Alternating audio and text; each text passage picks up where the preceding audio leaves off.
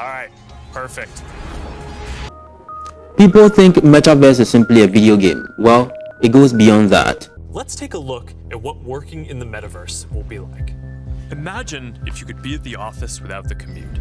You would still have that sense of presence, shared physical space, those chance interactions that make your day all accessible from anywhere.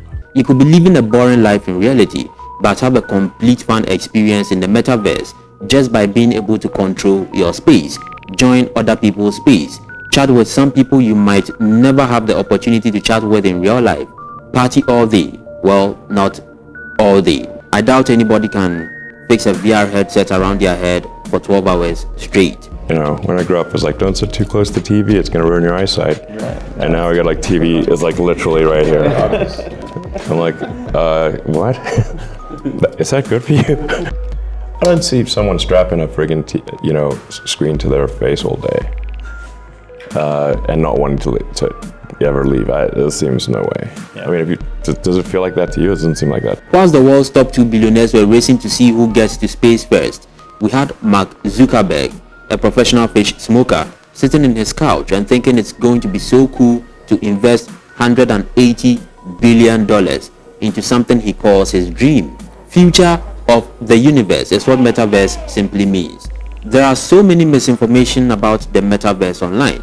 I guess everyone is trying to build some sort of easy way of understanding around the concept to their audience, but they are mostly confusing to read and watch. Now, as someone with a small YouTube channel, I took it upon myself to dig a little deeper to get all the info and talk about them from a 3D perspective. I would only be dealing with the technical and 3D aspects, using Steven Spielberg's Ready Player One movie as a side reference.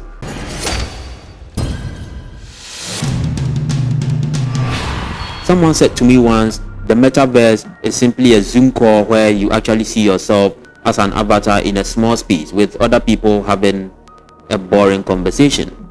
Well, I also thought so from the beginning, but the more I dug deeper, the more I realized how overwhelming the concept was.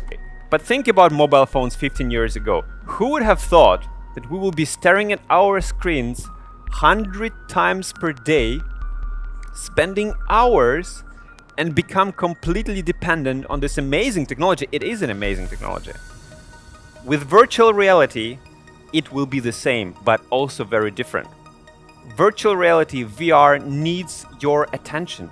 It mimics and enhances our reality, but making it more immersive, real and open for anyone. When I say it will be different than mobile phones, it's because when you are in VR, you're absolutely connected with anyone who you're interacting with.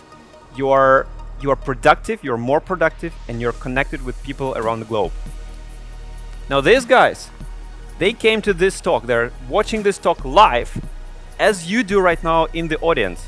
The difference is, they didn't have to pay for that. Sorry, Mark. So they're enjoying it, and they're all over the globe. I can count at least 6 countries, Canada, Australia, England, US, France, and Spain. I know many of those people. I know actually all of them, and this is amazing. They're able to join and be with me in this space right now live. We have Xbox also joining in on the metaverse, but I'm not going to talk about that for now. Mark Zuckerberg's metaverse will be more of a corporate world. People can have work meetings just like they do on Zoom, but this time, instead of watching your computer screen, you rather put on a VR headset which places you in a 3D virtual world. You wouldn't have to worry about all the sitting on chair with your computer in front of you with your suit on whilst you check your background constantly to make sure none of your kids are taking a dump behind you. Zoom call shall be a thing of the past when Metaverse arrives.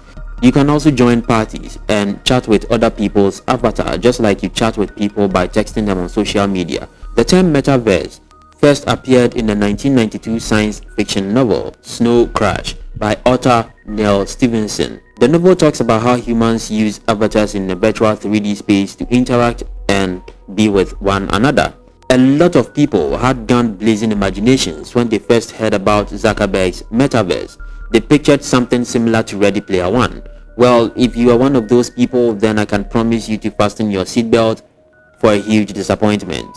I would rather prefer you picture Metaverse as a Ready Player One without distraction. It's simply the peaceful yet busy world most people have been waiting for. Let me give you one typical example. Let's say your teacher creates a room in Metaverse and then sends an invite to all the students to join. So your teacher is at home, comfortably relaxing on his or her bed with his VR headset on, giving lectures, whilst the students in their various homes also put on their headsets, accept the invite and be a part of the class. Simple. What a fun world we are approaching, and this is the best way I can explain Metaverse to you. There are also stuff you can do, like attending a music concert in a virtual reality. More people attended events in the virtual world. During the pandemic, rapper Travis Scott played a concert in Fortnite. 27 million people participated. It's this world of infinite possibilities, right? Because right now the physical world is finite. There's only so much of Earth, right? It's a lot, but there's only so much of Earth. But in these virtual spaces, you can literally build your own worlds. One dark side is anybody could be in it, including coke dealers. Coke dealers wouldn't have to worry about the police anymore. They have their own private space. They can hold their private meetings as if they were sitting physically around the table. Guys, there is no police to bother you. This is a massive world which, when done properly, can collapse many social media platforms in years to come. As a 3D artist, my main attention was mostly on the quality of characters Mark was presenting during his live presentation. They looked like some DARS studio characters, but hey, I wasn't expecting characters modeled and sculpted in any fancy software. That would have surely been some high-res Ready Player One characters, which would have yielded to huge file sizes. And as we all know, huge file sizes equals a beefed up machine, not to talk of it being in a 3D virtual space, which would need a double processing power for each VR screen. That would be too much of a software for any average computer to run. Remind you, Metaverse is going to be on PC and maybe smartphones as well.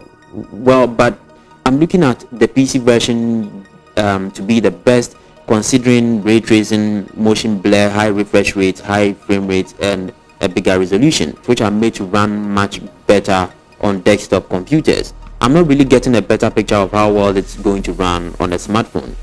Right.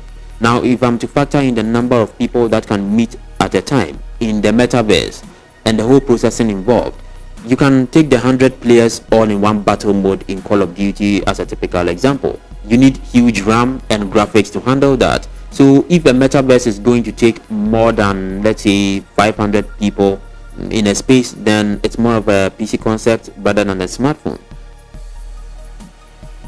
A motion capture is a cutting-edge method of capturing all parts of an actor's performance so that it can be transmitted into an action of a computer-generated character on screen. In the Metaverse, you get to realize most of the characters don't have legs. It's because the technology hasn't gotten to that point where it can capture the movements from your legs, but so far they've been able to capture facial expressions, gestures, and movements. Metaverse is going to be accessed with an Oculus VR headset, but Zuckerberg did some changes a few years ago, to which he called it a Meta Quest. Oculus was originally founded in 2012 by a group of independent developers and hardware enthusiasts. It was funded by a Kickstarter campaign and rapidly grew to raise 920 million across a number of funding rounds.